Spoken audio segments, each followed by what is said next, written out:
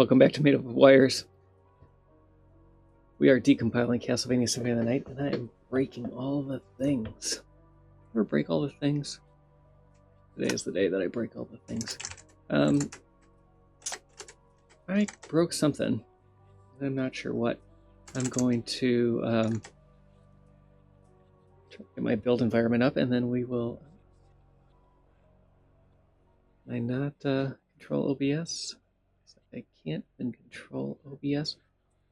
That's because I'm on the wrong scene. Okay, here we go.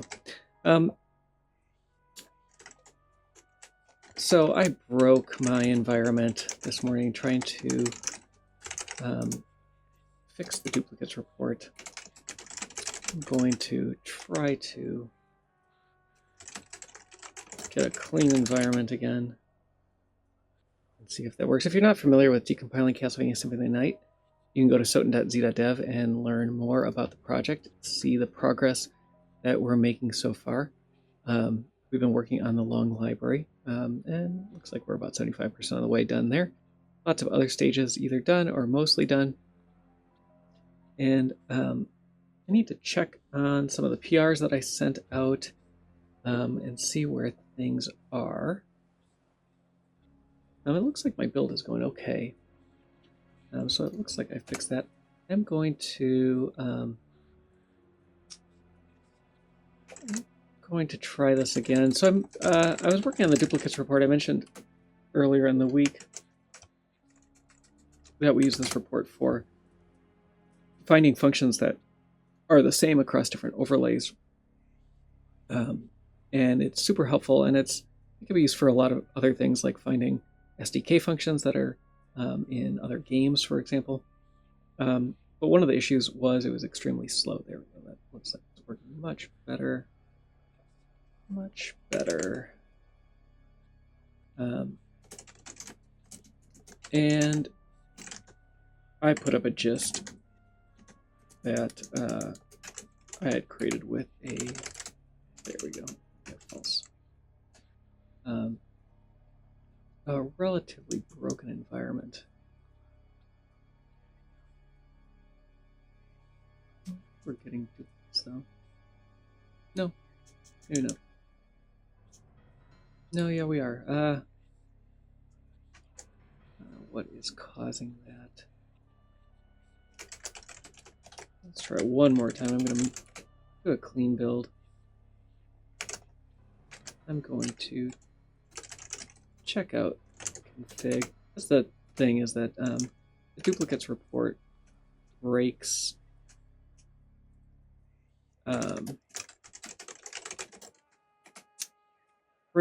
symbols, which is no good.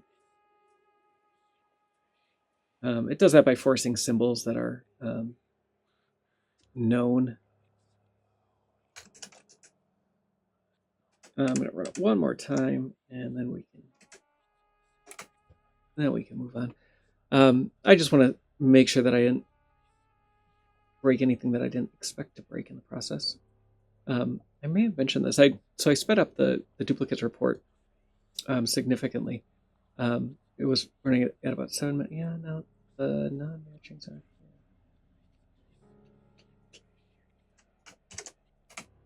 Well, I will get back to this later.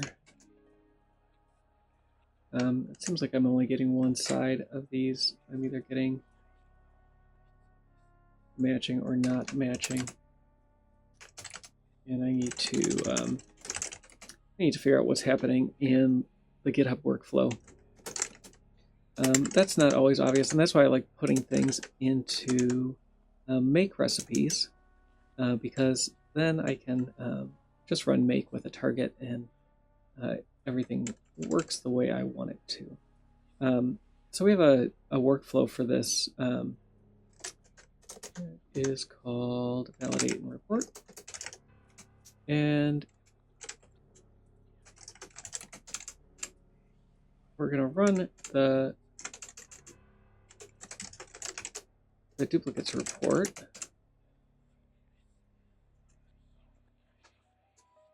And maybe that's what I'm missing, is this.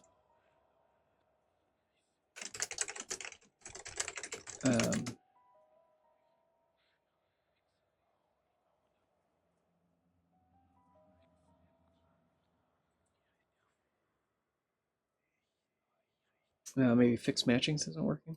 I don't know.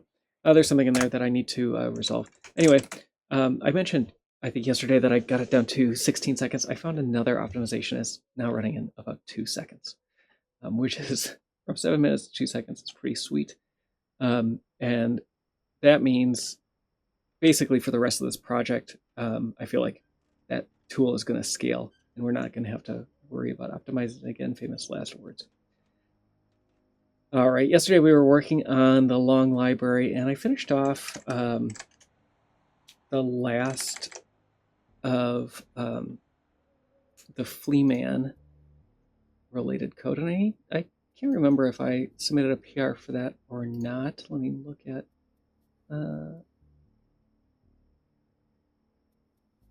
so I've Doppelgänger 10 I sent out. It looks like maybe I haven't sent out this.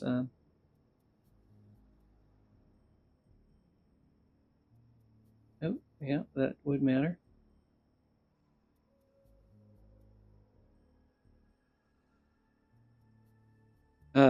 So it looks like I have a little bit of work to do there as well. Let's do that work. Let's fix those things.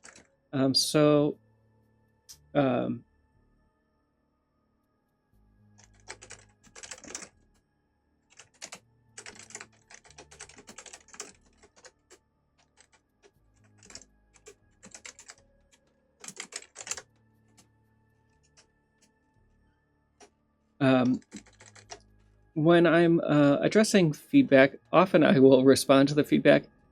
But occasionally I miss a thing here or there. So it would be better if I did the work first. So SozuD is saying that I missed progress.py, and that is correct. I didn't forget that. So I need my Bobo4 here. Bo4 is the Doppelganger code.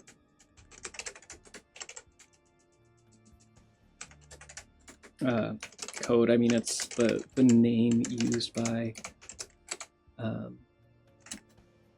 Doppelganger. I thought I had added that. I must have, for whatever reason, not included it. When I'm testing this progress .py, we don't have a way. Dry run doesn't ignore these API calls. It pulls down the existing status. I don't have credentials to get that status because, like I always say, I'm not the owner of the project. I'm just a contributor. So I usually put this stuff in, and I should really just add the option for dry run to exclude this as well. So I can't I can't hydrate the previous metrics, but I can otherwise run it. So we can, after I do a clean build, I will run this. And I need to fix this makefile. I forgot the comma in the list of phonies. I'm going to break this up while I'm here. The phonies are targets that don't have files associated with them, and you can have as many phony recipes as you like. So I'm going to break them up into stages. That seems logical to me. We should have a cell in there as well.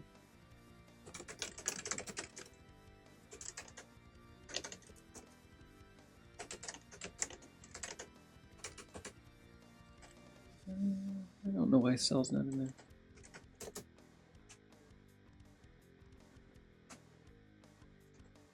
Oh, this is not the right branch. Right? Right? What am I doing?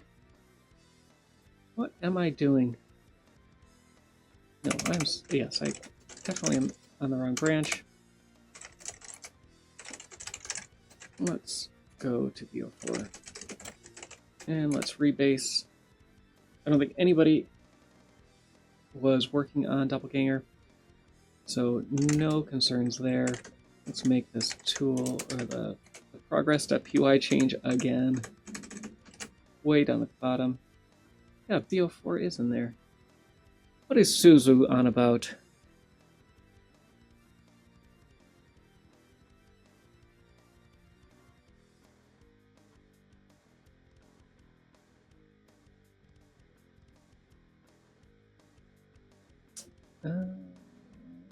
Why is it not showing here?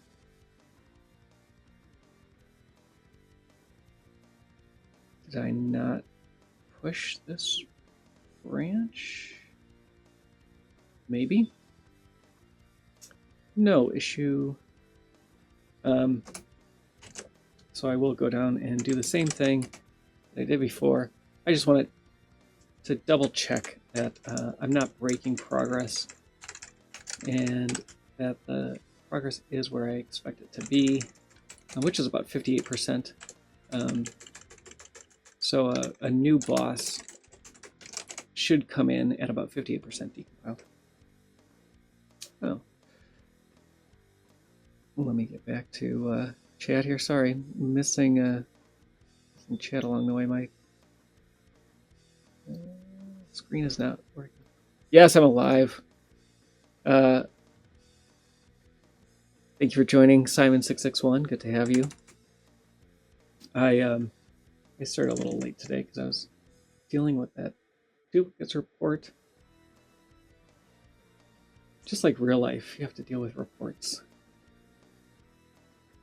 Oh, so I've done that. Let's fix the makefile again. And like I said, I'm going to break this up to make this more reasonable. So we're going to go through all the stages.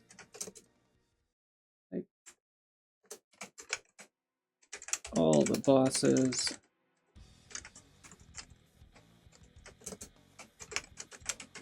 And all the servants. And that looks more reasonable. Should have weapons in there too. Let's throw a weapon in there.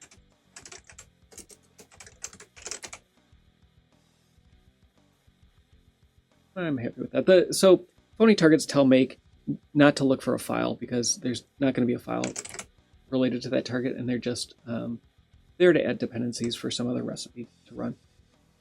And that's a nice, convenient thing to have. If you don't put them there, usually Make figures that out and doesn't worry too much, but it may affect whether a target gets rerun or not. Let's just make sure that's the change that I am making. Looks good.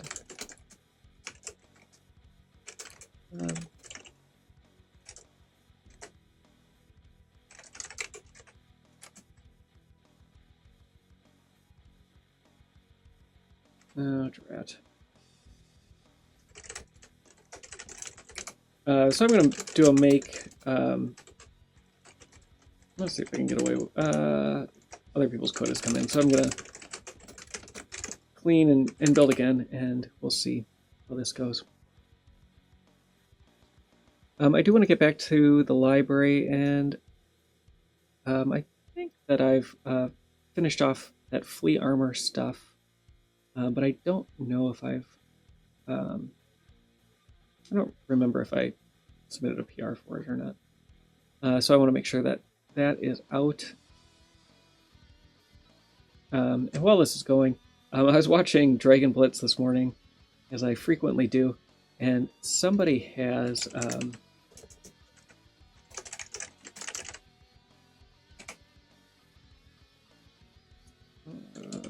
this is not related to me. Somebody has... Let's try it again.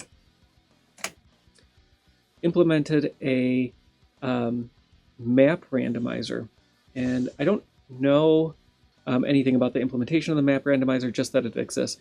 And so rooms still exist within their stage. To do otherwise would be relatively difficult, given the current randomization techniques. but they are able to basically change which room you go through, and they've also changed the map so that it makes sense spatially. Oh, jeepers. What is going on here? Let me just make sure that I have dependencies updated. Oh, this might not be a very good day. I can't build. But I thought that was very cool. Like I said, I'm not sure how or what technique they're using to do the randomization. It did seem. I also don't know if they can generate new seeds that may or may not.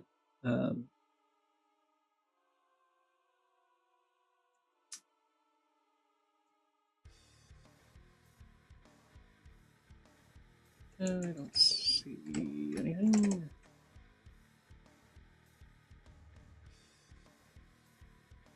Ah, drat. What did I do? What did I do?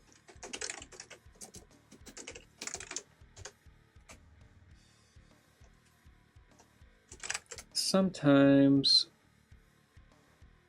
you gotta burn it down. I'm going to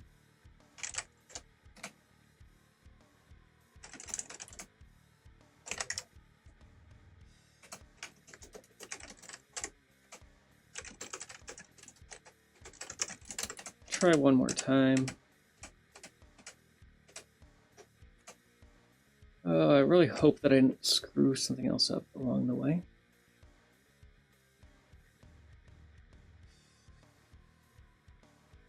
Anyway, I'm not sure if the map changes were done by hand or if they were done programmatically.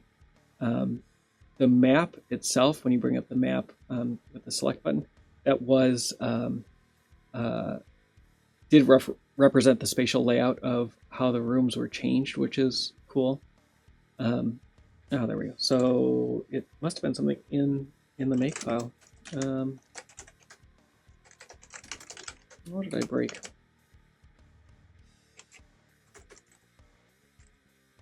I will just fix my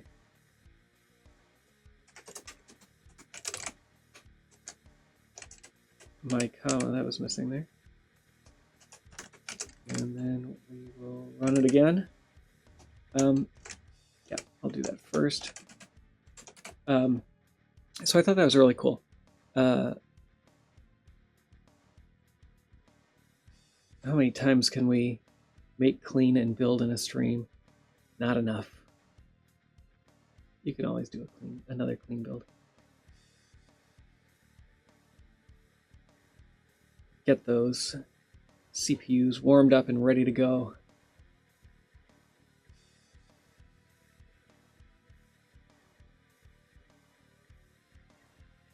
One problem is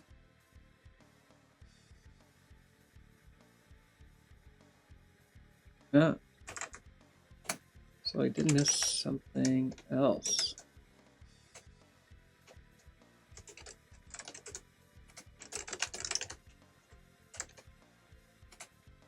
Oops, wrong one.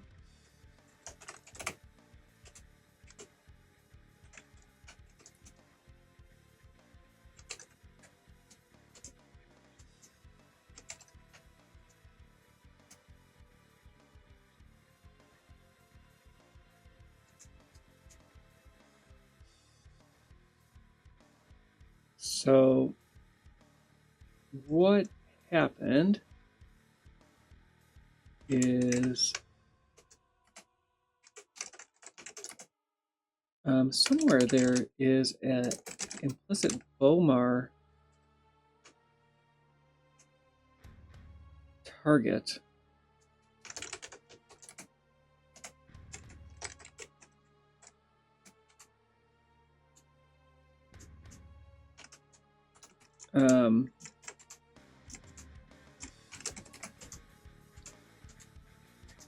Or there's not. So there's not a BOMAR target.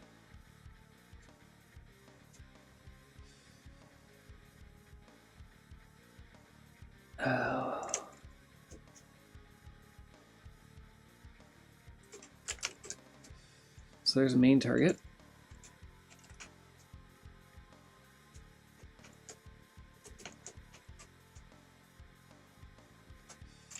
There's no BO target.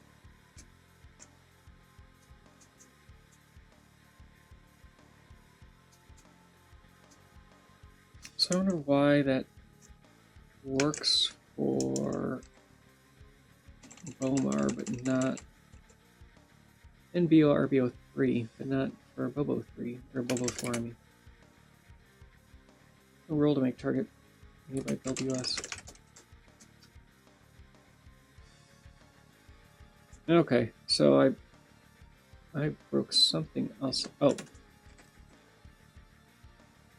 How did this ever work? It worked because I don't know. These shouldn't be. This shouldn't be Bomar. It should be just Mar. Weird.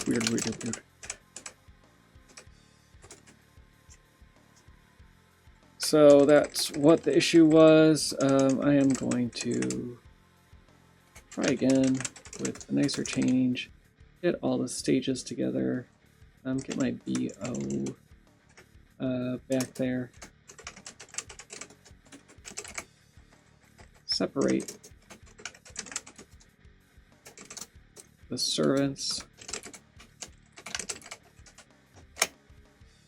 Get down there, servants. And let's see if this works.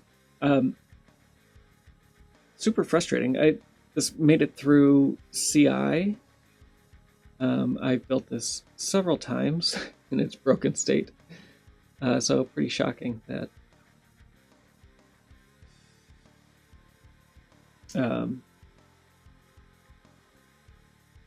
that there was an error that big in there.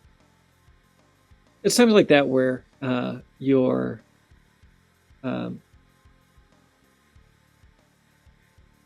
now we're getting this error again as well.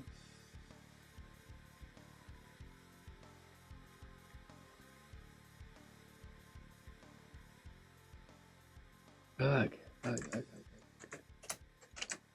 So I'm going to go down here, undo this change.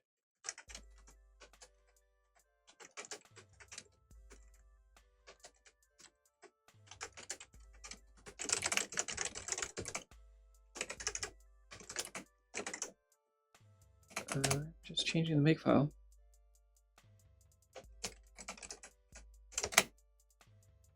Bummer.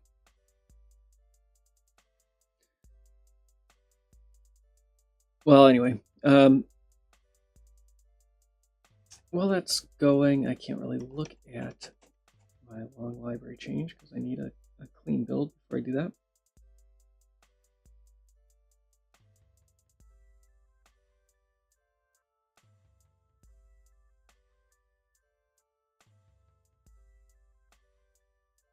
Let's go, builder.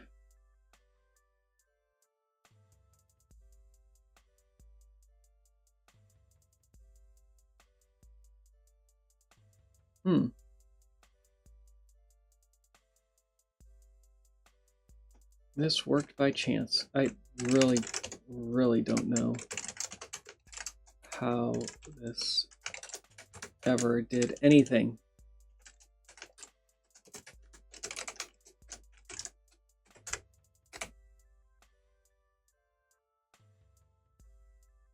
So weird. I don't think that there is an F underscore BO4, and there isn't an F underscore MAR either. Those shouldn't exist, or an F underscore RBO. All of those stages use the, that's where I believe where textures are, and all of those use the assets from the stage. So if we look in disks US for F underscore mar.bin, I shouldn't say things. I was basing that on, let's look at that. So Maria is in, well, let's do Doppelganger. Doppelganger is in the long library.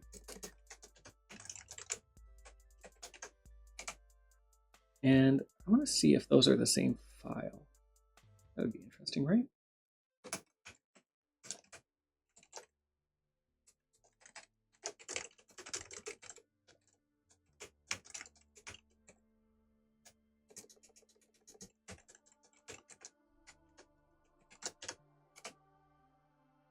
Oh, they are different.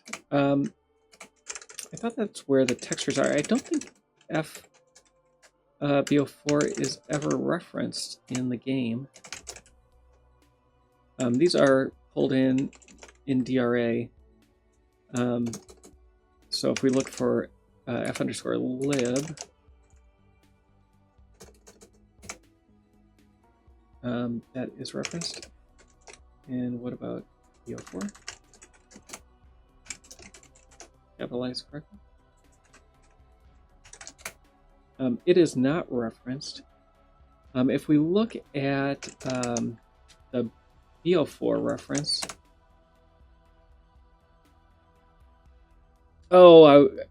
it's N01. It's not library.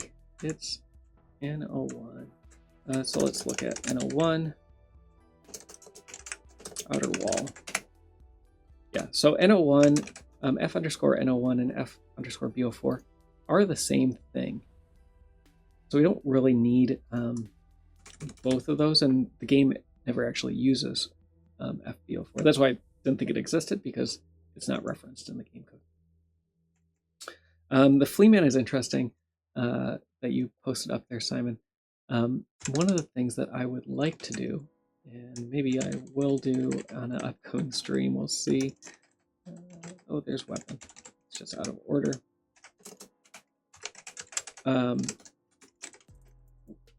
One of the things that would be impossible to do in a randomizer is, I shouldn't say impossible, it would be very impractical to do in a randomizer, would be to put an entity, like an enemy, into a stage where it doesn't currently exist. And so I think that that would actually be a cool demo to show enemies being built into other stages. So I think that I may, I was thinking about pulling the flea men into NOO, which is the entrance.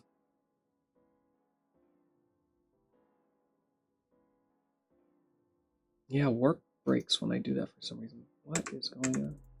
I'm going to stop doing that because it's breaking warp.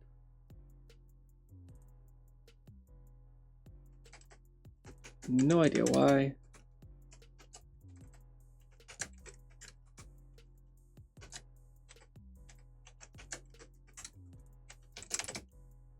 No idea why. I really want to get back to library, but I want this to work, and I want to be able to submit a PR, and I want to be done with this. So apologies for spending so much time debugging a crummy make file.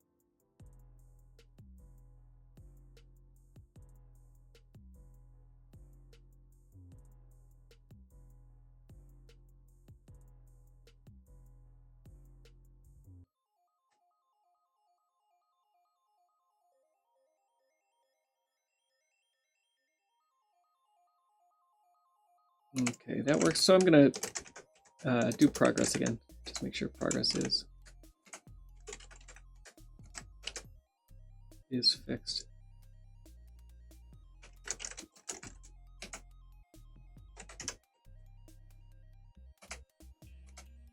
Now this progress doesn't have my BOBO4.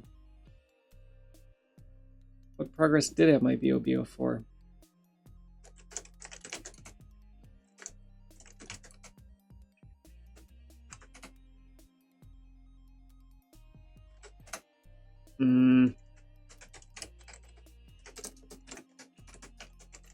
I even?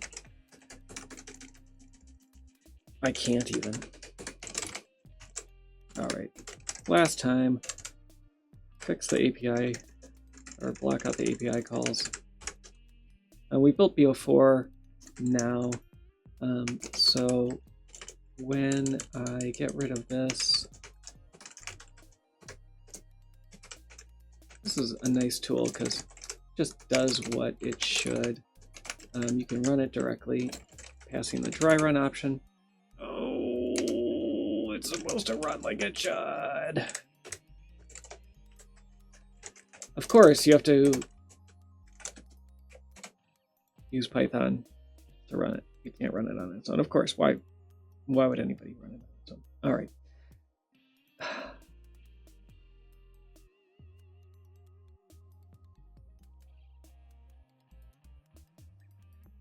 All right, so we have 58% coverage. That's what we wanted. I am going to add that. I'm going to add that. How did this ever work? How did it ever work?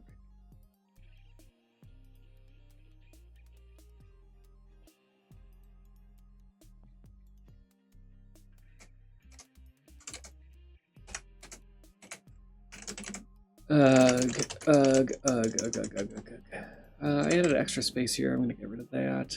I really want to know why I can't add a new line here and have this work. I don't get it.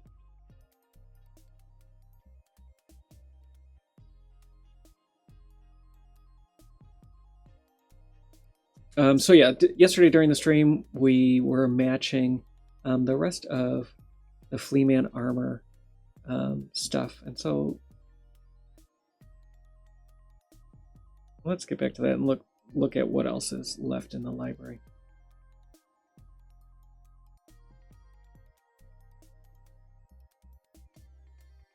Yeah, warp is failing.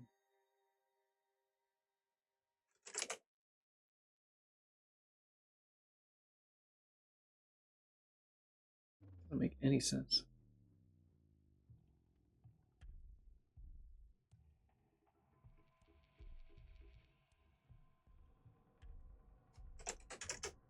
But then it succeeded when I ran make again. So it looks like there is some race condition that doesn't happen. So I'm actually gonna put this the way that I want. Hope that it's a my box at this moment in Symphony. At this moment in time thing. Configure this the way that I want and the way that I like. And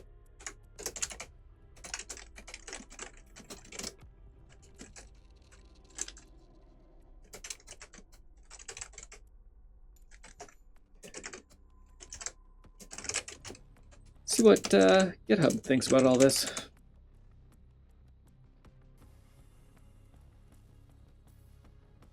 Let GitHub deal with it. We'll watch patiently.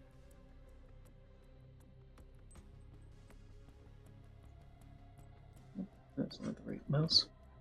Too many mice. All right, so this is going to run again.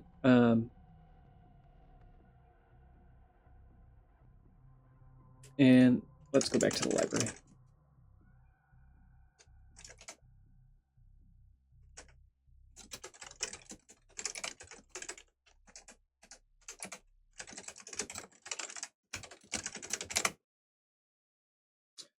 So I'm going to rebase that, and I'm going to push it, and let's go and review that together. Oh, I'm not logged in though, am I? Let me log in under this profile.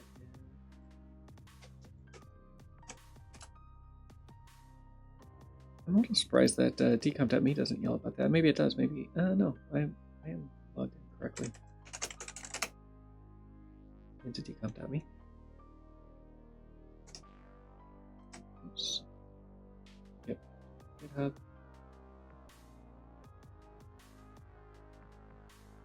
GitHub is a pretty awesome thing. My first open source exposure was with SourceForge, and in comparison, yep, failed here as well. So there's something going on with the way those phony targets are that I just don't get.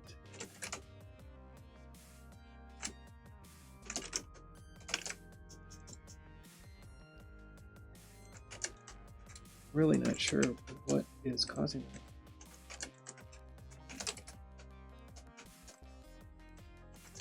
that. But I'll look later.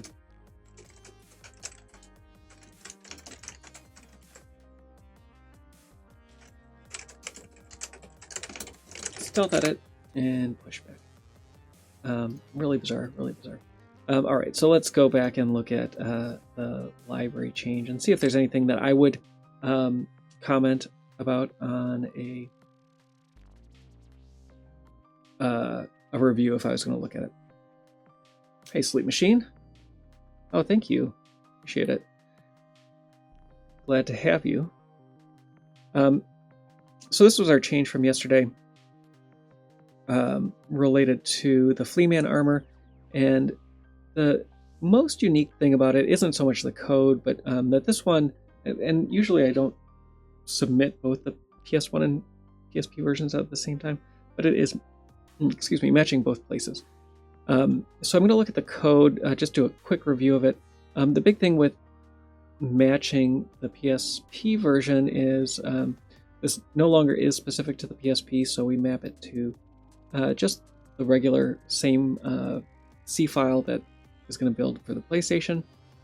And then we have to map all the symbols. I could rename this bottom one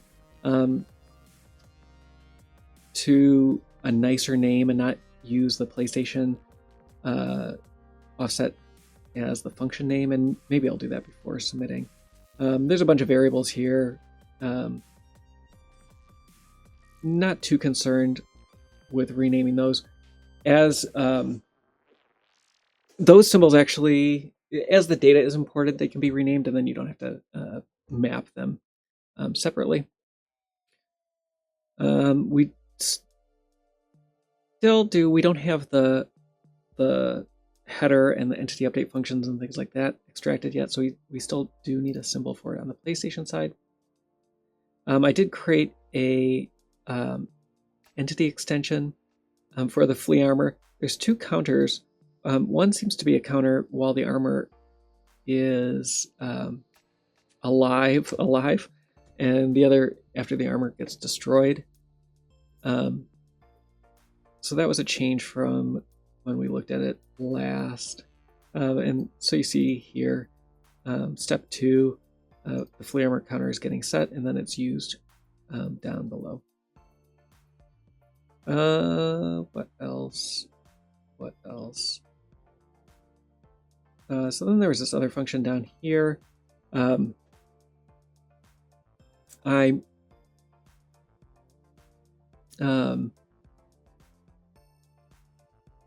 can't remember what I did on stream and what was not on stream last time, but I think that the way that I left it, I thought that the PlayStation 1 version had a different size for these, but it turned out not to be a different size. It turned out that I had an offset that I chose incorrectly. And so once I chose the right symbol name, that was fine. And then we get rid of the flea armor. So this is a longer function.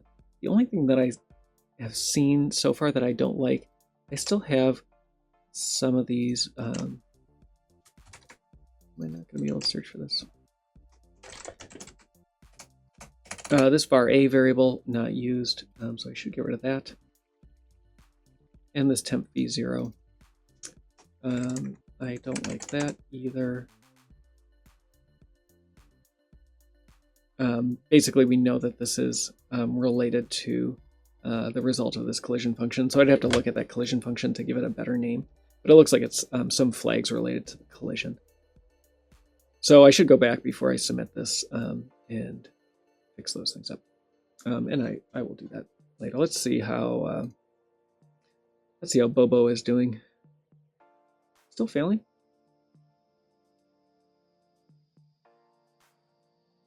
Still failing. Let's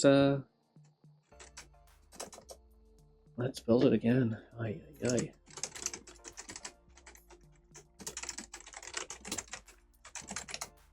I broke something real bad. What's odd is it was working when I know that it was broken, and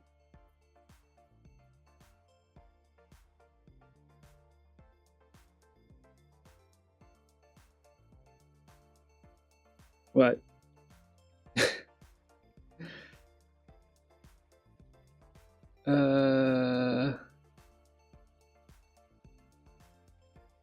Okay, so this is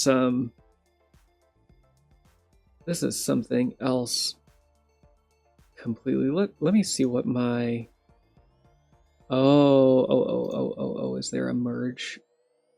Was there a merge issue that I missed?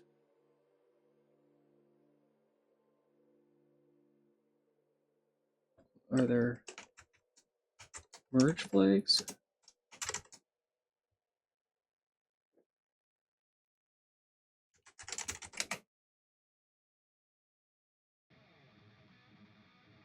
Not sure what is going on. If something else, let's look at the other PRs and see if they are breaking in the same way. And on one hand, I kind of hope that they are.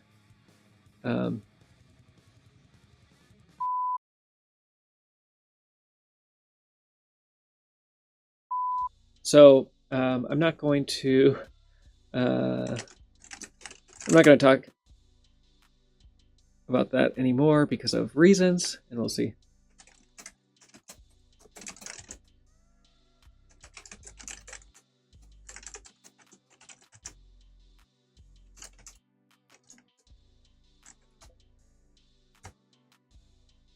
So let's get back to the library, and we'll see where we can go from there.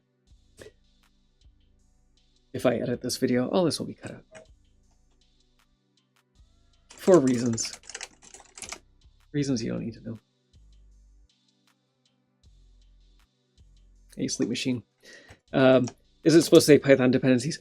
There's certain sensitive things that we need for building because we have to have certain files to be able to build. And it's probably fine to have those files. It's fine for me to have those files. You probably have those files yourself, hopefully, if you're working on this project. How that all works in CI, I'm not going to talk about. All right, so back to library. I'm going to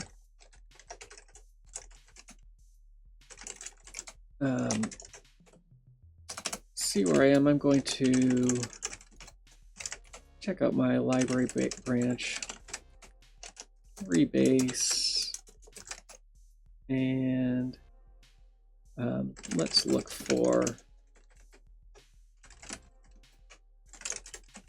any include assembly macros in here. 1:15 and sorry, 12:15 Pacific time.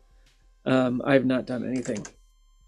So we're looking at the library. We can look at Mudman. Mudman is spawned by the Lesser Demon.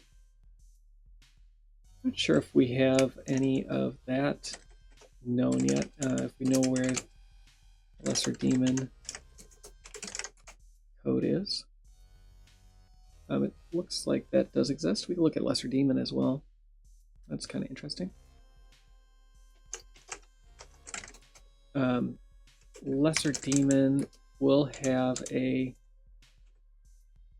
Okay, so Lesser Demon is decompiled.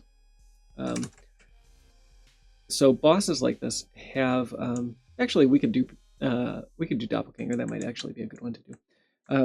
They're going to have very large state machines. So in this case, there's 32 nodes, more or less, in the Doppelganger state machine. Not Doppelganger, sorry, the Lesser Demon state machine. And that's because Lesser Demon does a lot of stuff, way more than most minions would do. I'm going to go back to BO4, which is Doppelganger. Let's look at some of that code. We don't know what any of this is yet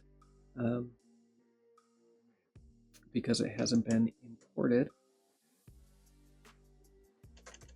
And let's look at, it's a little boring, but let's look at the doors. I did split this between the doors and Doppelganger himself.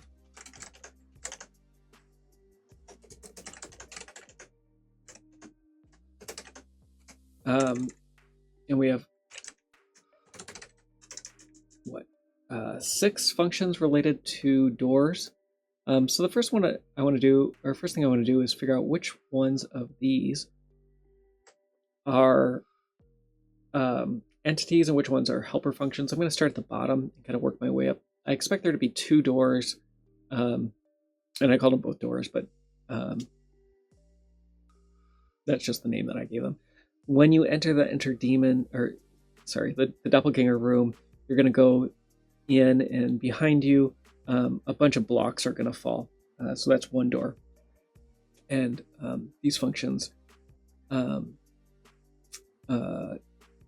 executed at that point. And then in the middle of the room, there's the spinning set of doors. I was playing the Saturn version. The Saturn version is at an odd resolution, and they definitely took a lot of shortcuts, but relied on overscan to hide a bunch of things. And so you can actually see the doors fall through the bottom of the screen because they don't draw the foreground tiles far enough down. And so you get to see that polygon go all the way down. So I'm going to work from the bottom up, just looking for where these functions are referenced, and I expect some of them to be in the entity table, and that I don't think has a name yet. Maybe it does. So let's find this. Entity updates, good, it does. So we know this is an entity. And I'm just gonna work my way up. So the next one is also an entity. It's a more complicated entity. It has a jump table associated with it. 774, also an entity. This 55DC, also an entity. 5040, that's there, and BF0. So these are all unique entities. What they are, I don't know. So we can work from the bottom, we can work from the top, we can work any way we want. I think I'm going to work by size and go from top to bottom, bottom to top. Let me know your preferences. Those are going to be in the doors directory.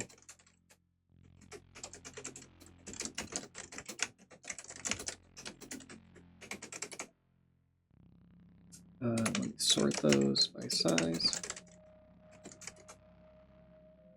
So a pretty large one, 32K assembly, is going to be a relatively large function. Let's sort there, 774.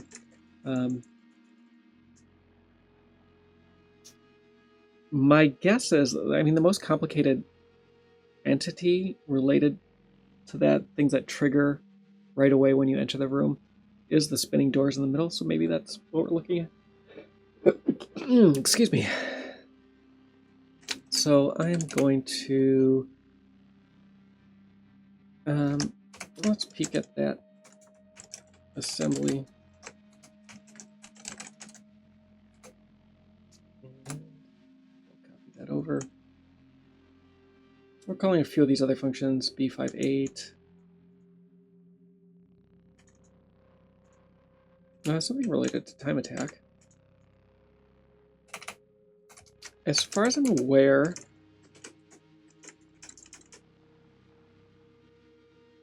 none of these functions are called, or these functions are all called before Doppelgänger enters the room, but I could be wrong. I may be mistaken. Save that.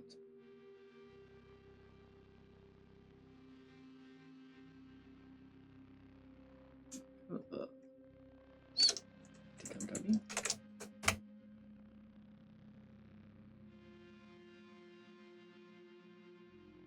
And I'm going to start with the PlayStation version. I did try updating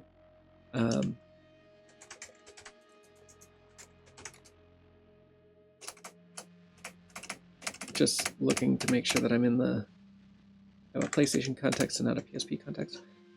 I did try importing the PSP version of this when I was working on it, and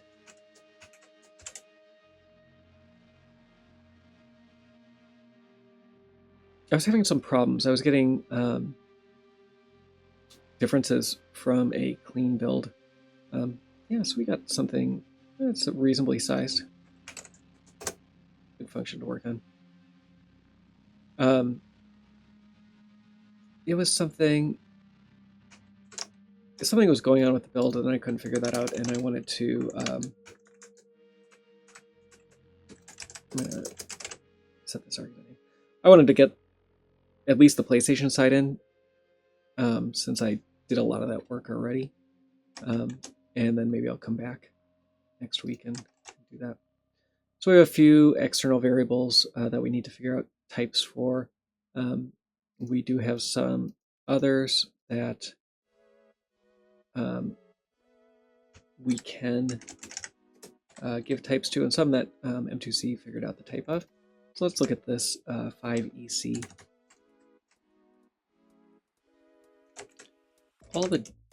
Most of the data should be, it should be in the doors data.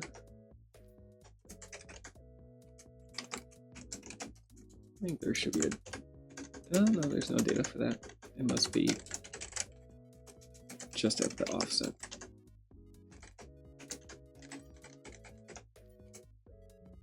Yeah, 590. So we probably could associate that data with the doors. And maybe since I'm blocked on that PR anyway, maybe I will. So this could be one of two things. We have SPIM, when it came through to do the disassembly, it was seeing that these were, it either doesn't know how they were being accessed, or they were being accessed as words. And when things are accessed by words, they're going to pull in 32 bits at a time. Looking at the values here, the values are never larger than 16 bits. So we might have 16-bit pairs. This could be a SOTN fixed point number, which has 16 bits for the fractional part and 16 bits for the whole number, but is a 32-bit value otherwise. So let's go look at the code and see what that tells us. So the first thing we see is we're taking a reference. Ooh, this is a mess. We're taking a reference, we're adding that to a multiple of 4, which somewhat confirms the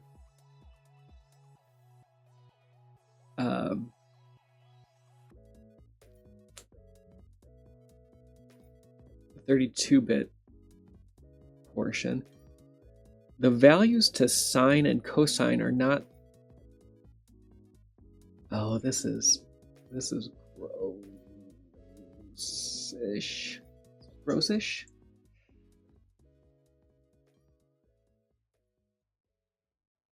So Soten has two.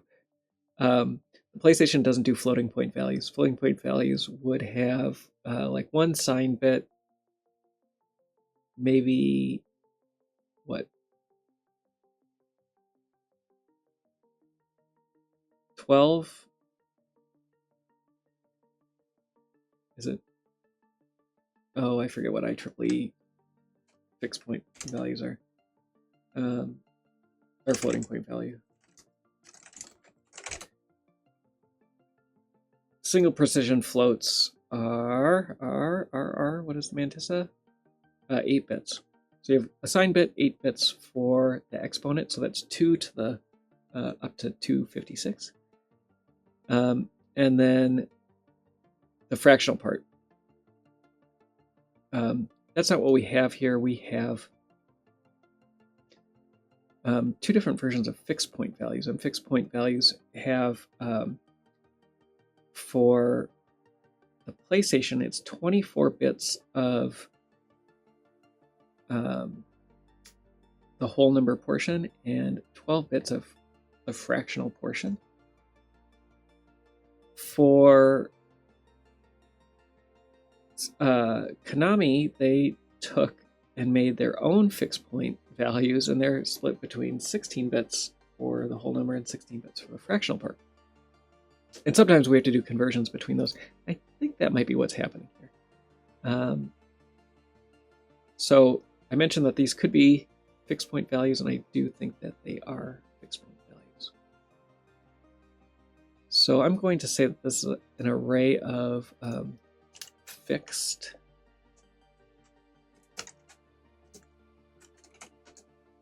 we have a fixed type.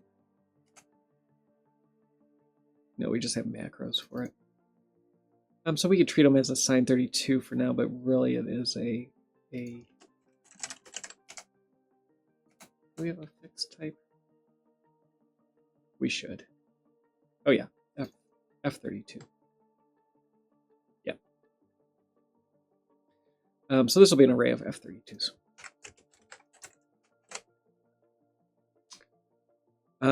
One reason they may have done that is because there is instruction support for easily pulling the top and bottom of a 32-bit value, because those are halves, and so MIPS supports that directly.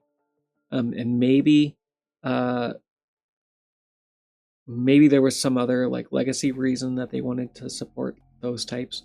But anytime that those values are coming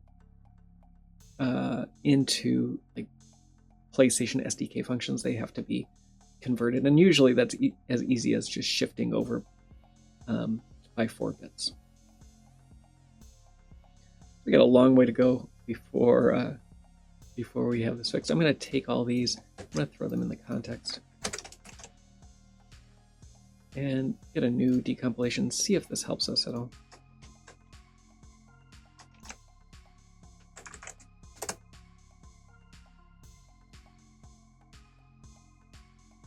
Still quite a few failures. Saved register S0. That means var S0 is going to be used later on. It was never initialized. I'm going to just comment this out for now. It's not. I don't think it's going to be important, and we'll have to see up here why M2C generated that line. Down line 95. So right now I'm just going to go through and fix as many of these errors. These are unfortunate. We're taking the previous entity, not the one passed in, but the one before it in the entity table, and we're grabbing an offset that is in that, but GCC decided that it would be better for it to just generate a negative offset, and we have to deal with the consequences. An entity is size 8C, and so we should be able to subtract 3C from that, and we get offset 50, and hopefully, looking at offset 50 of the entity will be something. That's the animation frame index. That's a pretty good field, and if we look around, like what else might this be? Does this look frame indexy? Are we ever assigning it back to something that is a frame? Who knows? Who knows? So I'm going to add a new variable for entity.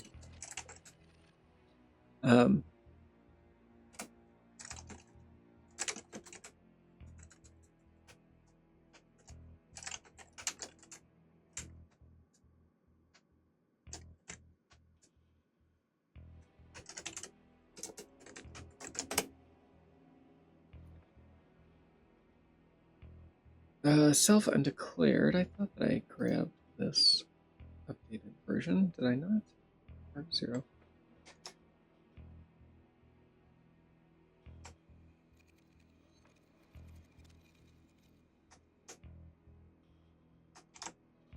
Start over since we're relatively early in.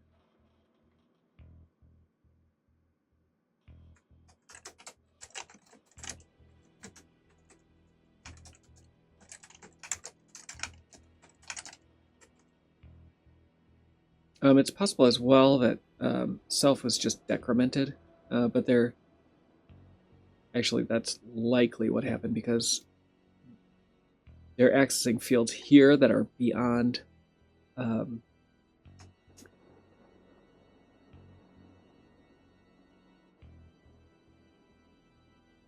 I don't know. So this is the next entity. It's beyond the bounds of that structure.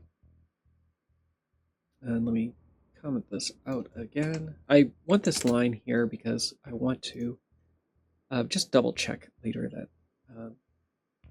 that's doing what I think.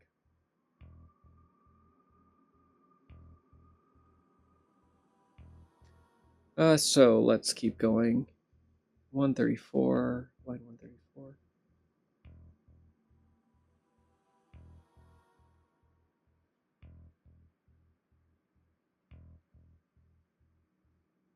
Invalid argument. So self should be an entity, and an entity has an extension. What is... Am I on the wrong line? Yes, I'm on the wrong line. All right, so we have some kind of struct that we don't know what it is. We have offsets 4 through D. We could try to go through and figure out where this is.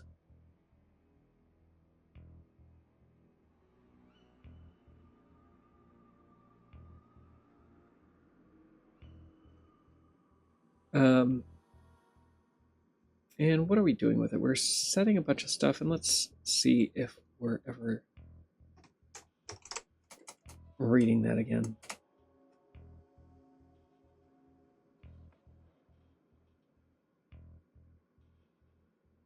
So something here is being set to a pointer as well. Yeah, that's a lot of variables.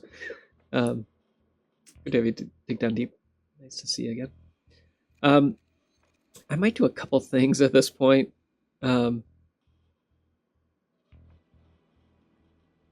I could cast this as a struct. It looks like there is a pointer here to something. We don't know what that thing is yet. I could look at primitive.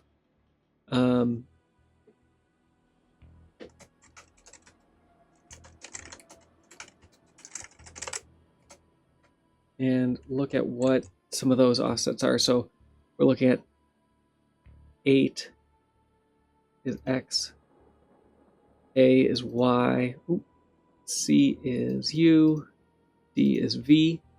So those are coordinates and texture coordinates. That seems reasonable.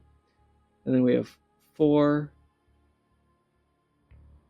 5, and 6 RGB, also reasonable. Okay, I don't mind that. So let's go with that assumption that temp S0 should be a primitive.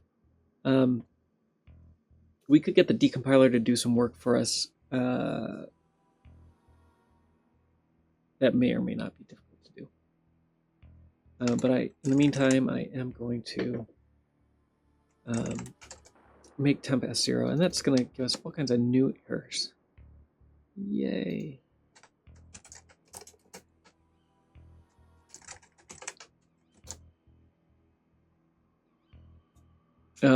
So we have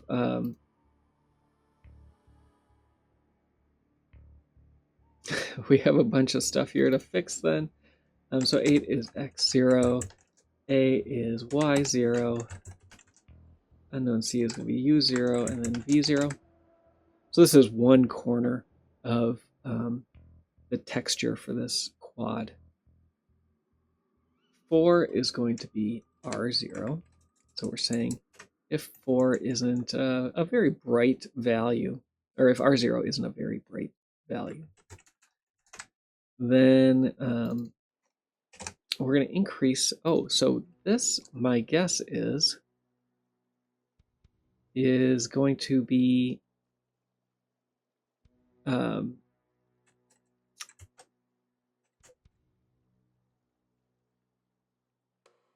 the colors in the back. So we're going to be cycling through those colors, kind of getting brighter. Maybe it's there's the flash as well when Doppelgänger comes out. It could be that because we are keeping colors for all 3 channels the same. This is going to be somewhat of a trick, and until I get rid of this block 31, I can't really do the trick without reproducing it down here. And this is going to be a primitive as well. But what this actually is R0 plus equals 8, and then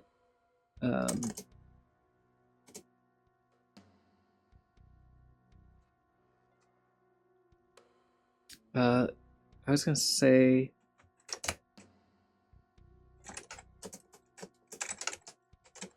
this may be good enough. G0 equals temp S0, E0. I was hoping that would be all a one-liner, but it looks like it's not quite that. And this is going to be basically the same, but with RV0.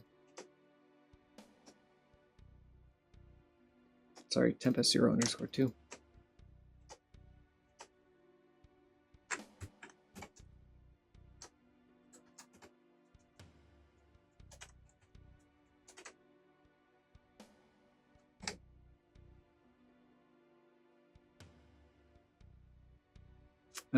And maybe I'll just call this temp 0. We don't have to create another variable. All right, so we're getting closer. Going a little faster than I thought. 142. This should be the same as temp S0. Oh, we don't need that anymore, and we don't need the block because we got rid of the goto. Great.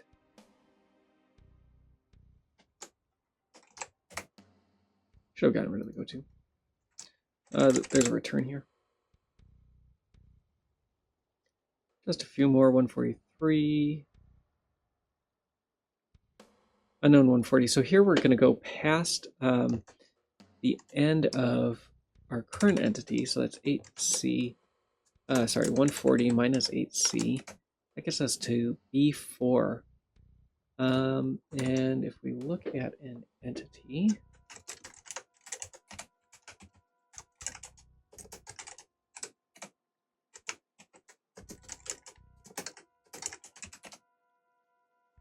what did I do? I opened the wrong file.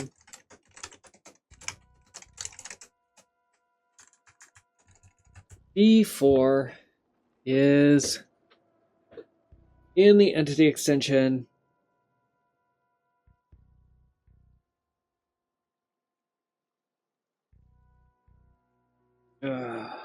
Not something that we can get to easily. So we're saying the next entity, I'm going to set some value in your entity extension. And so for that, I'm going to do a self +1 ext. I'm going to just go to a legal for now. And I'll do the U32 field of that struct. How much space do I have? I have about 16 bytes, right? No, I have a lot of space. I have like close to 50 bytes. So we'll say it's word 12. I don't know. We'll get the offset calculated when this is compiling and figure out the right thing there. So a couple more of these 140s, unknown 140. And so everywhere that is, I will do the same. So just 2 left. So again, we still have this primitive pointer. And I'm gonna shoot.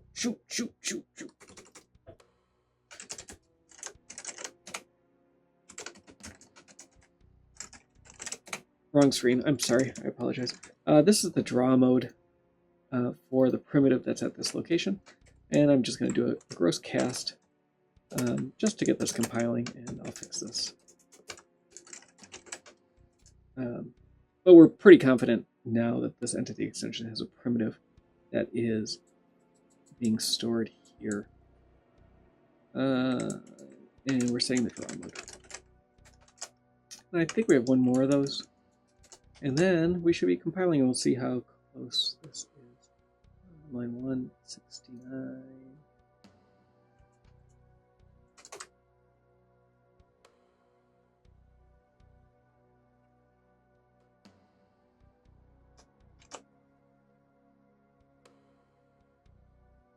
There we go. 0. Over 0%. Oh, that's because my preset is wrong. How are the extension systems working? Like how do they work, or how is it going? Two very different ideas.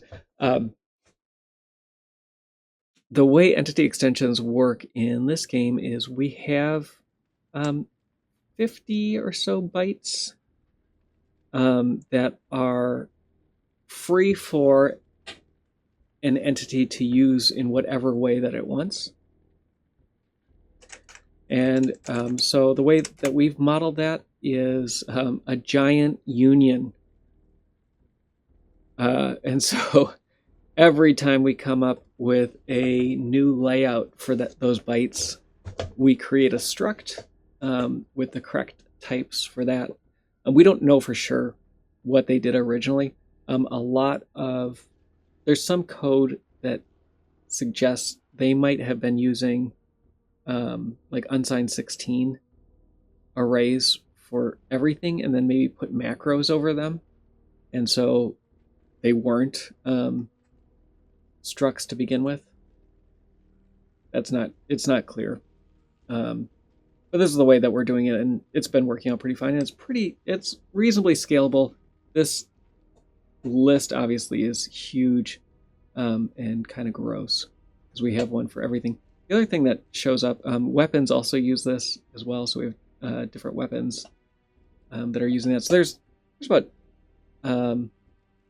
probably 300 different entities that use that space for their own purposes.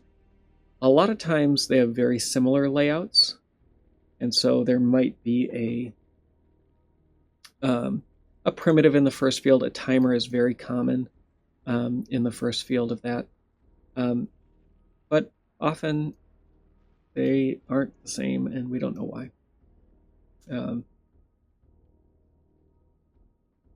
I don't know that anybody has really gotten a lot of details about like the philosophy behind a lot of this.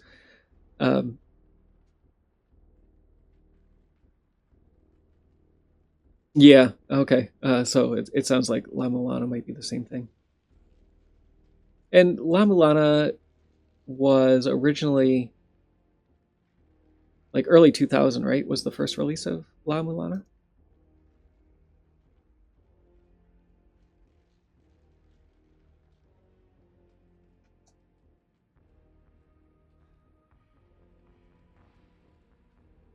Good to have you back, by the way, Orpheus.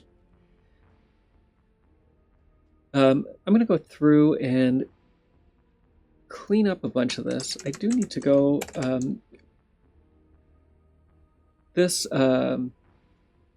whatever this entity is, does have a relatively large or significant use of its entity extension. So we do need... So La Mulana being around 2000, you know, it's within a few years of Symphony of the Night. It's not that different. I'm going to go through and try to figure out where I can get rid of these go-tos, clean up these function names that should be struct access. This looks like it's allocating a primitive. I think we might have looked at this one in the past. So it's another function basically that allocates a primitive. So it's creating a primitive index, this temp v0. I'm going to rename prim index.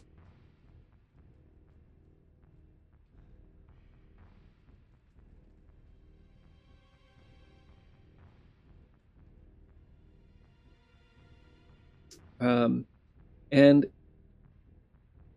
sometimes, but not always, the check for -1, which is the error case for allocating a primitive, will just exit right away. And if so, this is just a graphical feature of the game. Any of the doors are. So if this is the whiteout that happens at the beginning of that fight, then if for whatever reason we would fail and couldn't allocate this primitive, like the primitive list is full for whatever reason, exiting right away is fine, because all it does is not show that effect. So I'm gonna try moving that up, flip that condition.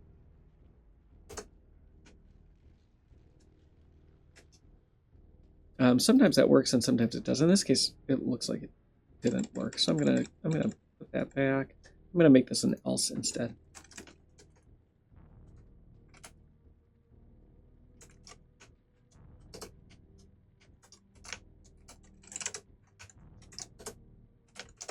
I've seen it go both ways. We have block 27 jumping directly to block 28, which is a increment, and then it returns. Let's find anybody who's using this block 28, and we will replace that code, and that looks like it. We're returning immediately here, so we can just break here as well. And then block 27, let's find who's calling that.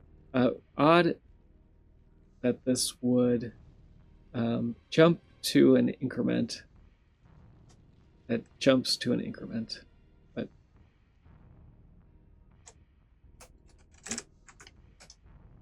I'm not a compiler optimizer writer, so what do I know? got rid of that one as well. That's looking okay. Let's go down, fix all these G APIs. I'm going to just do a global replace for those. That should be fine.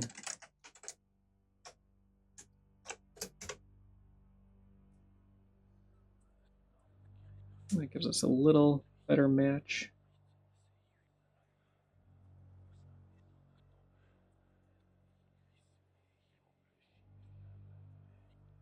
Here we have another primitive and kind of the same idea. We're checking for the -1 return, which is our error value return. We can call that prim index as well.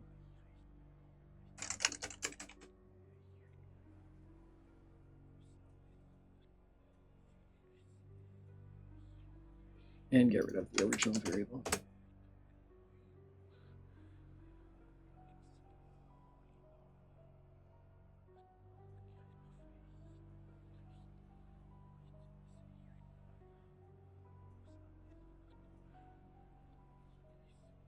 So we have two things in the Doppelgänger room, and we could go show both of those, but we have the rotating colors in the background, the cosine and sine calls being applied to X and Y. Actually, there's a couple things that rotate. There's the colors in the background, but then there's also the vault doors that spin around. And so this could be either one of those things. I think I'm getting towards the end of my time that I have for today, and so maybe I'll just spin up the game and see. I did want to see if this was, excuse me, if this is a fall through. It does look like it is a fall through. It's a little odd. Usually a comment is generated here to confirm that that's what that is.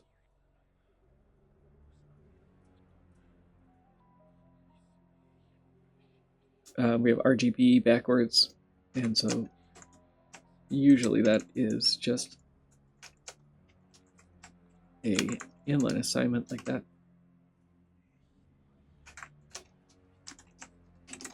How is the La Mulana work coming?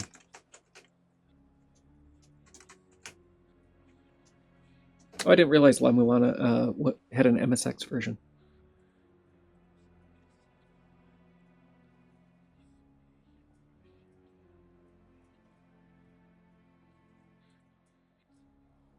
Let's save this. I'm gonna index station, and we can see what this is.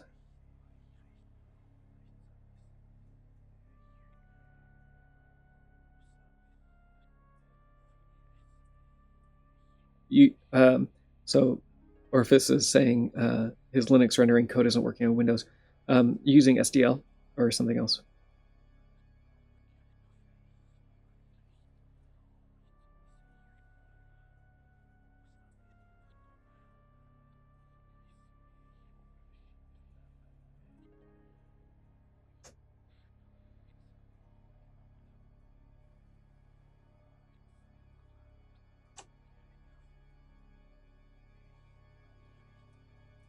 Is La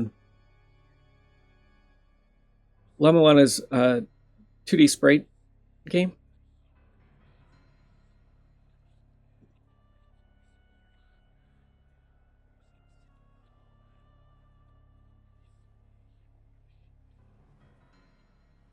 Oh, interesting.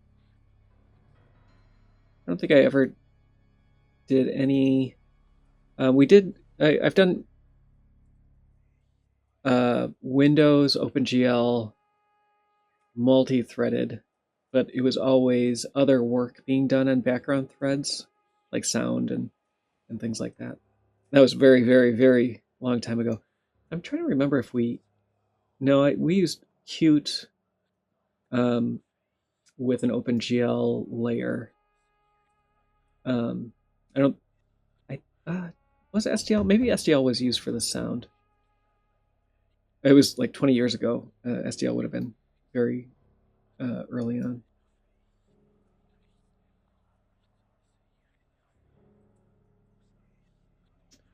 Interesting. I haven't touched any of that in so long.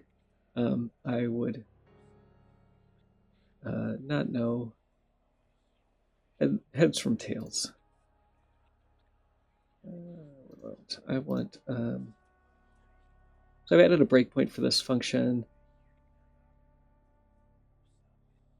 I need to make sure my controller works.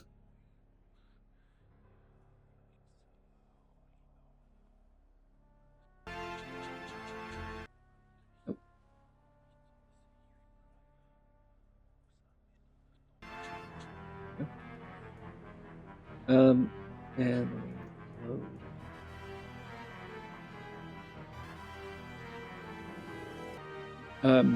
So I mentioned this before, so that was just after the Doppelganger fight. When we come into that room afterwards, we're actually going into the stage version of that room.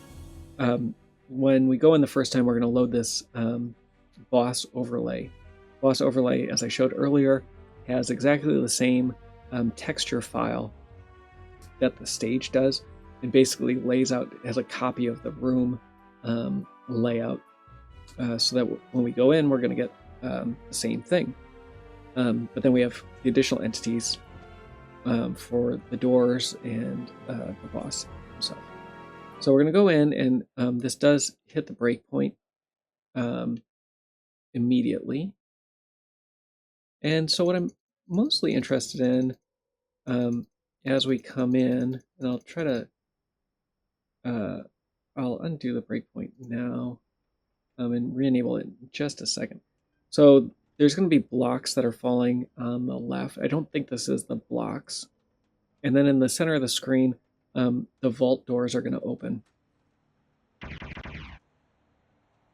And we're still triggering this. I could go, and I've done this before. We can look at the step. And that might give us some idea of where this would be in this code. So step is offset 2C. So our A0 register here is going to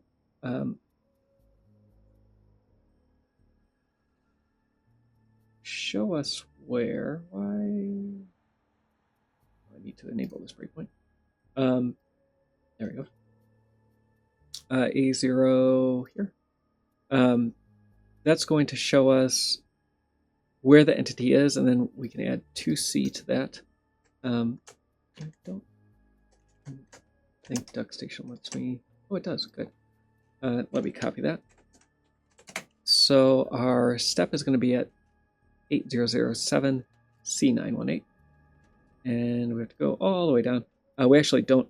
The first bytes are used to control cache, so we ignore those. We're just looking for 7C918.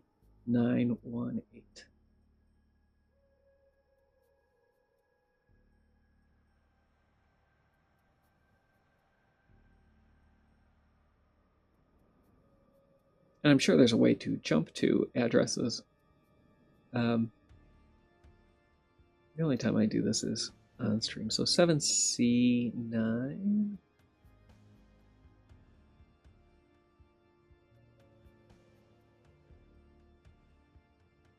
So it's E91, 0, 1, 2, 3, 4, 5, 6, 7, 8. So we're at step 1 of this entity.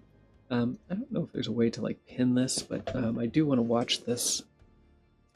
Actually, I can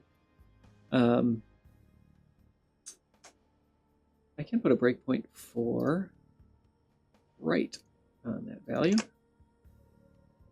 And so I will add that and get rid of this other one, and then see when that changes. It's actually relatively helpful. So the doors are moving, nothing's happening yet. The state of this isn't changing, and now we hit this state, and we just moved on to state 2. So I'm going to leave that there, moved on to state 3. So we're still at state 3 and moved on to state 4. So we had the white flash, and that got us to state 4. Let me get rid of all these windows. It was actually more helpful than I expected it to be. If we look at this again, what are our states? State 2, we're coming through and we're allocating the primitives that we need. In this case, we're allocating, I think, 48 primitives. Every time this function is called, 17 is always the value passed in. I don't know what relevance that has. I think it may be flags. I don't know. I think we're allocating 48 primitives. And then those come back as a linked list. And so we don't usually need to know what those are. Sometimes that number is used again to affect what's going on. Like if we're incrementing and want to have something along, a linear or exponential ramp, we need to know what step we're on. So then we got to case 3, and case 3 was when the colors appeared, and this is where we get a... I thought some of the math would be here, but no. And so now we're at case 4, and we're creating the entity, and my guess is that this is actually creating the 1.6 entity may be Doppelgänger, and yeah, we're setting the time attack that this is the visited time. So our time attack starts the timer now, and that's where we left it at the moment, is case 4. And case 4 is going to immediately increment the step, and then we're going to move on, and we're going to do... This is where we're doing a bunch of additional math here, which I thought was going to be the rotation. But let's see what happens next. It could be like a sine ramp for a whiteout. I don't know. Let's look at it some more.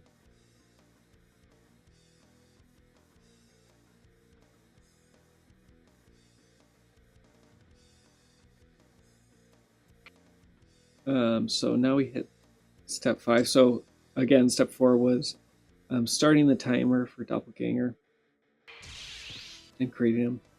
And now we're at step 6.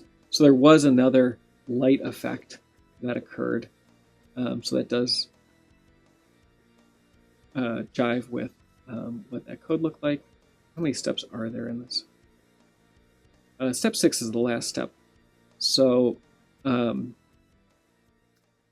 this is going to run until it doesn't, and my guess is that at some point another entity which is referencing this one is going to come and destroy this one, because it doesn't destroy itself at the end of its animation.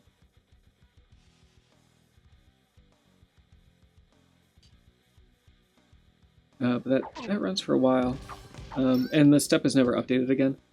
So this, in the context of this area, that section of memory is never going to be used again. Let's load that again and just kind of walk through what each of those are. We might hit that breakpoint in here just coincidentally. But actually all of this is zeroed out in the library. So again, by coincidence, nothing has used this yet. And so we come in and immediately we're going to write to this location.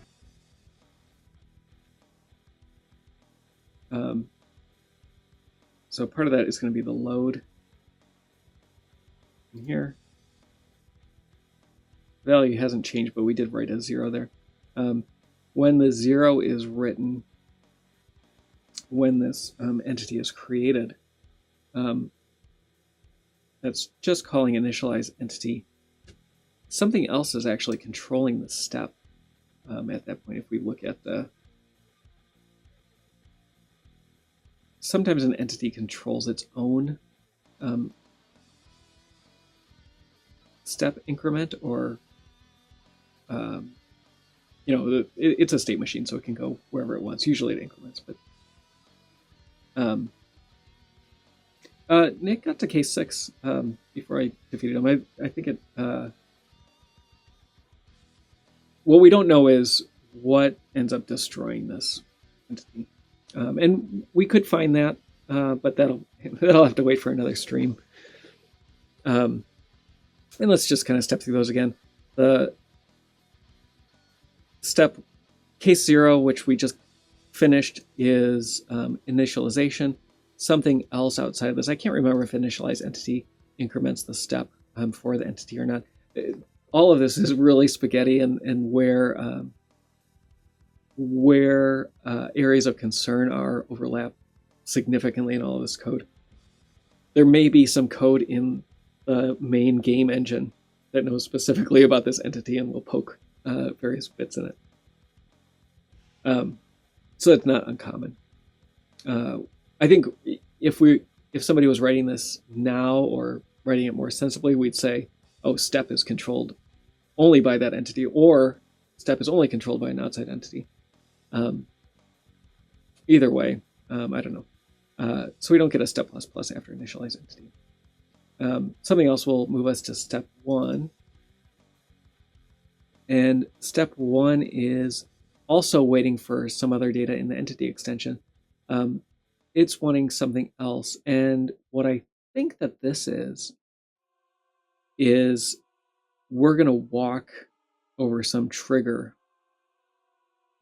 because I don't think that sequence starts until you get a little further in the room.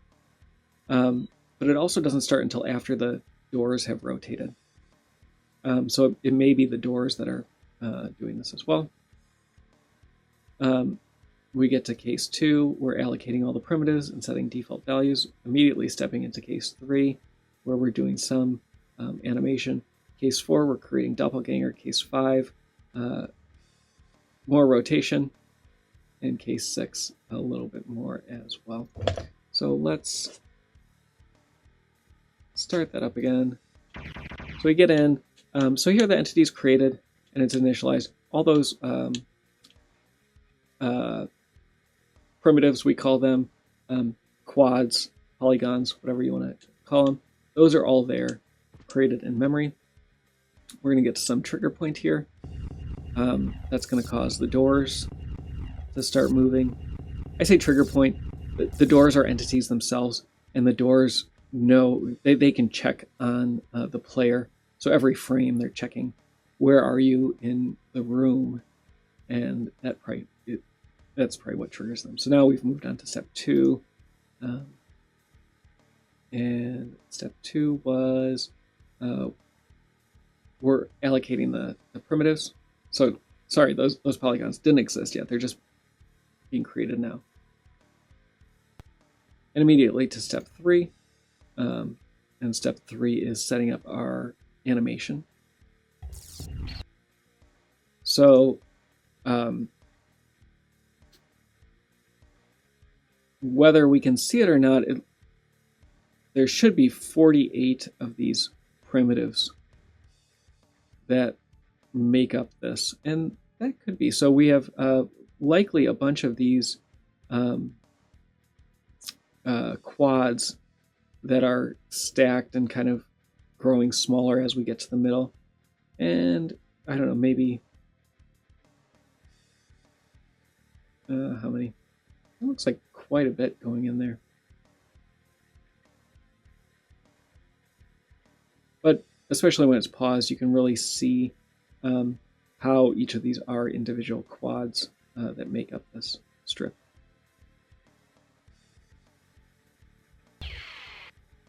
And Now we're at step 4, creating the Doppelganger entity. Moving on to step 5 in the next frame, where we're going to continue the animation. And then step 6 is the animation terminating, or the last phase of the animation. Actually, it could be the middle, but that might be something else as well. Should use Jewel Knuckle so I can get double hit. But anyway, that's what it is. There's a couple things that I would like to do in the next couple days, and maybe I'll work on them next week. I mentioned that I'm giving a talk about all this in April.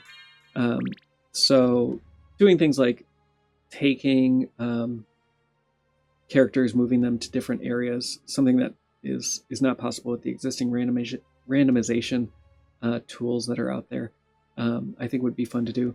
The other thing, I talked about it a couple weeks ago, the animation for each of the stage areas is different between the PlayStation, PSP, and the PSP and the JP version are the same. Can we restore that and get that in the PlayStation version as well? So I'd like to look at that as well.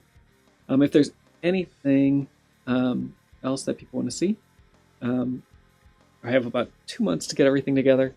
So let me know if there's something you'd want to see regarding, now we have a lot of code, what can we get done in Symphony of the Night? The talk is at the Phoenix Game On Expo at the beginning of April. And I think I have a pretty nice theme relating back to finding the inverted castle and how that relates to inverting the game. And the second phase of fans' enjoyment of Castlevania. So we'll see. And not going to be TED level or anything like that, but maybe something fun. And I will, as I develop more, I will be sharing parts of that on the stream. I don't know if it's going to be recorded or streamed or anything like that because I don't have logistical information yet. It's going to be one of 3 days. The schedule hasn't been posted. And I know, like I've watched a talk by Sarumaru, who did FX Unit Yuki. I think they had to bring all their own recording equipment, and I don't have the capacity to do any of that. So it's probably going to be a one-off. If you're there, you're there. If you're not, you're not. But if you are in the Phoenix area and are at the Game On Expo, come say hi and let me know who you are and what your handle was, or if you watch the streams or the VODs. I'd be delighted to meet you. Let's sign out. We've been decompiling Castlevania Symphony of the Night, looking at, in this case, part of the Doppelgänger stage, looking at some of the just the lighting effects that happen. A lot of that's fun, and like the parallax stuff from the library last week. There's so much detail that goes into this. A significant amount of effort, research, and math go into making something that's going to show up on the screen for a fraction of a second. And that's what I like, those little details and the care and quality that was put into Symphony of the Night. And so if that's something that interests you, you may be interested in the project. Go to soten.z.dev to learn more. And you'll find a link to the code we've decompiled, tooling.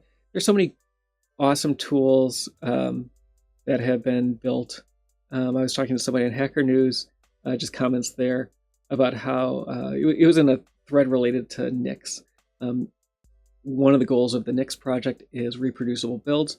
When I worked at one of the Fangs earlier, we had very reproducible builds.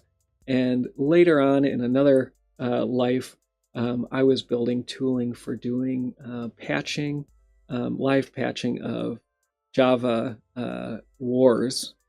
And did a bunch of stuff with reproducible builds here, or there, and one of the things we don't have with Soten, actually, we need reproducible builds because we want matching builds, but we need tools to do that because when these games were built using DOS and Windows 3.1, there is no protected memory, and sometimes they used uninitialized memory and just dumped that to the files as part of the build process, and we need to reproduce those things, and so we have tools for doing things like that.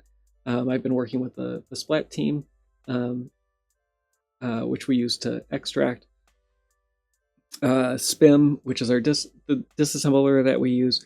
So many awesome tools written specifically for this or for decomp in general. Couldn't do any of this without them. Decomp.me is an awesome tool that leverages a lot of those open source tools. There's so many ways to decompile. I know Orphis Flows in chat. He spends a lot of time in Ghidra. I've only used Ghidra just a little bit, mostly for Motorola 68K disassembly, and not so much this project, but lots to talk about. If there's more you want to know, post in chat, post in YouTube comments, and I'll see what I can do, see if I can get to it. That's all I have. Adios. Thanks for joining.